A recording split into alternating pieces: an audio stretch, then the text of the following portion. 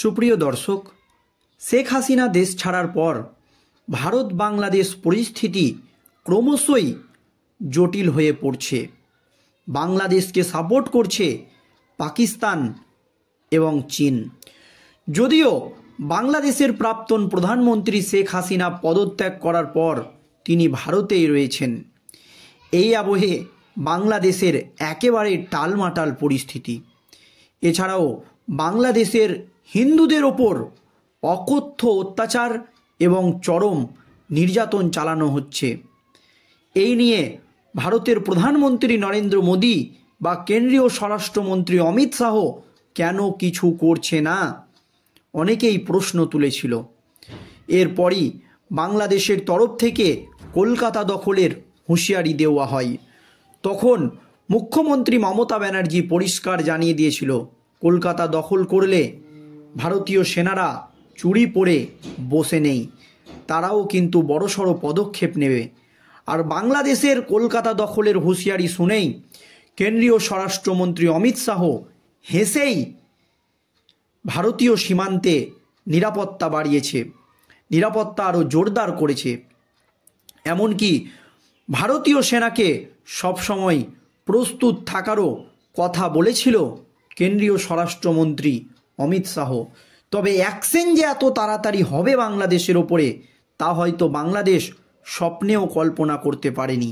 কারণ এবার বাংলাদেশে ঢুকে ৭৯ জন সহ দুটো জাহাজকে ধরে নিয়ে এলো ভারত।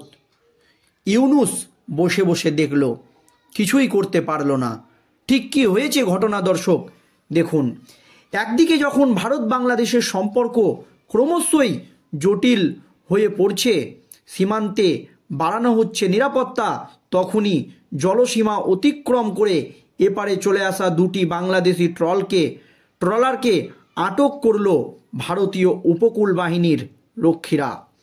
শুধু দুটা ট্রলারই নয়, আটক করা হয়েছে প্রায় ৭৮ জন বাংলাদেশিকে। বাংলাদেশি অনুপ্রবেশকারী আটক ভারতীয় উপকূল বাহিনীর হাতে, মনে করছে অনেকেই। ভারতীয় উপকূল রক্ষা বাহিনীর তরফে এক্স হ্যান্ডেলে জানানো হয়েছে এই খবর। সেখানে লেখা হয়েছে, ভারতীয় জলসীমায় অবৈধভাবে মাছ ধরার জন্য ৭৮ জন মৎস্যজীবী সহ দুটি বাংলাদেশি ট্রলারকে আটক করেছে ভারতীয় উপকূল বাহিনী। আইনি বিষয়ের জন্য মালদ্বীপে নিয়ে আসা হয়েছে ট্রলার দুটিকে। বাজেয়াপ্ত করা হয়েছে দুটি ট্রলার। সঙ্গে ভারতীয় উপকূল রক্ষা বাহিনীর এই অভিযানের কিছু ছবিও শেয়ার করা হয়েছে। সেখানে আটক দুটি বাংলাদেশি ট্রলারের পাশাপাশি মৎস্যজীবীরও ছবি শেয়ার করা হয়েছে। জানা গিয়েছে, ভারতীয় উপকূল বাহিনীর হাতে বাজেয়াপ্ত হওয়া দুটি বাংলাদেশি ট্রলার হলো FD লাইলা 2 এবং FB মেঘনা 5। ট্রলার উদ্ধারে মরিয়া বাংলাদেশ সরকার। এই ট্রলারকে কিভাবে উদ্ধার করে বাংলাদেশে নিয়ে যাবে, তার জন্য কিন্তু মরিয়া হয়ে উঠেছে ইউনূস সরকার।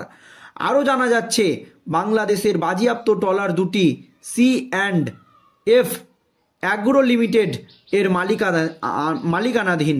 ভারতীয় উপকূল বাহিনীর হাতে আটক হওয়ার পরেই ট্রলার দুটিকে উদ্ধারের জন্য আইনি প্রক্রিয়া শুরু করেছে সংশ্লিষ্ট সংস্থা এবং বাংলাদেশের ইউনূস সরকার। এইদিকে কিছুদিন আগেই বিধানসভায় মুখ্যমন্ত্রী মমতা বন্দ্যোপাধ্যায় জানিয়েছিলেন, পশ্চিমবঙ্গের ৭৯ জন মৎস্যজীবীকে আটক করে রেখেছে বাংলাদেশ সরকার।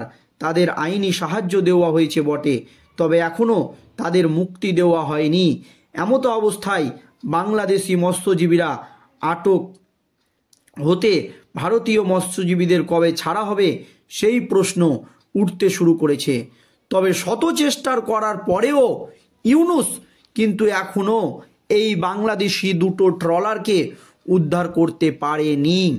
দর্শক, যখন বাংলাদেশ হুমকি দিচ্ছে যে তারা কলকাতা দখল করে নেবে, তখনই ৭৯ জন বাংলাদেশিকে একেবারে ঝেঁপে অ্যাটাক ভারতীয় সেনার। কয়েকদিন আগেই মুখ্যমন্ত্রী মমতা বন্দ্যোপাধ্যায় বিধানসভায় দাঁড়িয়ে বলেছিল যে পশ্চিমবঙ্গের ৭৯ জন মৎস্যজীবীকে আটক করে রেখেছে বাংলাদেশ, তাদের আইনি সাহায্য দেওয়া হয়েছে।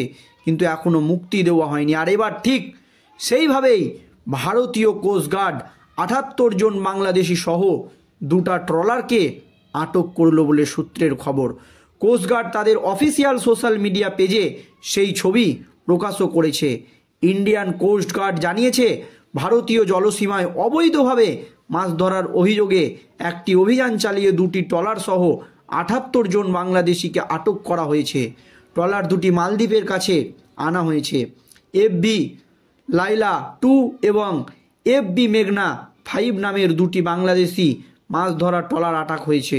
ভারতীয় কোস্টগার্ডের পোস্ট করা ছবিগুলির মধ্যে একটি ছবিতে দেখা যায় আটক ট্রলারের মৎস্যজীবীরা ডেরেকের ওপর হাত মাথায় পেছনে রেখে হাঁটু গেড়ে বসে আছেন।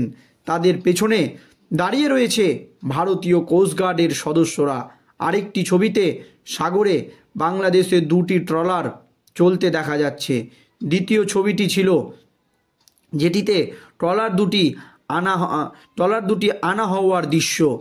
FB লাইলা 2 এবং ট্রলারটি বাংলাদেশের FR ফিশিং নামের প্রতিষ্ঠান এবং FB মেঘনা 5 ট্রলারের ওপর বাংলার C&F অগ্রো লিমিটেড এর মালিকানাধীন।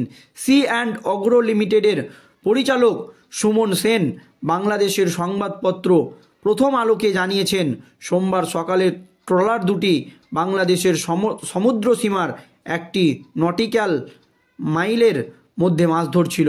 সেই সময় ভারতীয় কোস্টগার্ড ট্রলার 2টিকে আটক করে নিয়ে যায়। বর্তমানে ভারতীয় কোস্টগার্ড তাদেরকে আটক করার বিষয়টি ফেসবুকে জানিয়েছে। আমরা বাংলাদেশ সরকারের সংশ্লিষ্ট কর্তৃপক্ষকে বিষয়টি জানিয়েছি যাতে আইনি প্রক্রিয়ায় ট্রলার 2টি উদ্ধার করা যায়। বাংলাদেশের কোস্টগার্ড সহ অন্যান্য সরকারি সংস্থাগুলো ইতিমধ্যেই ভারতের সংশ্লিষ্ট কর্তৃপক্ষের সঙ্গে যোগাযোগ করেছে এবং ট্রলার 2টি উদ্ধার করতে ব্যবস্থা নেওয়া হয়েছে। তবে প্রশ্ন হলো, পশ্চিমবঙ্গের 79 জন মৎস্যজীবীকে যে আটক করে রেখেছে বাংলাদেশ, তাদের কি হবে? এবার কি ঢাকা তাদের মুক্তি দিবে? কারণ যে 78 জনকে গ্রেপ্তার করেছে তাদেরকে কিন্তু এখনও ছাড়েনি ভারতীয় সেনারা। আর ইউনূস সরকারের নেতামন্ত্রীরা যখন হুঁশিয়ারি দিচ্ছে, পাকিস্তানের উস্কানিতে লাফাচ্ছে যে কলকাতা দখল করে নিব, তখনই কিন্তু বাংলাদেশকে বড় ধাক্কা দিয়ে দিল কেন্দ্রীয় স্বরাষ্ট্রমন্ত্রী অমিত শাহ। ধন্যবাদ দর্শক।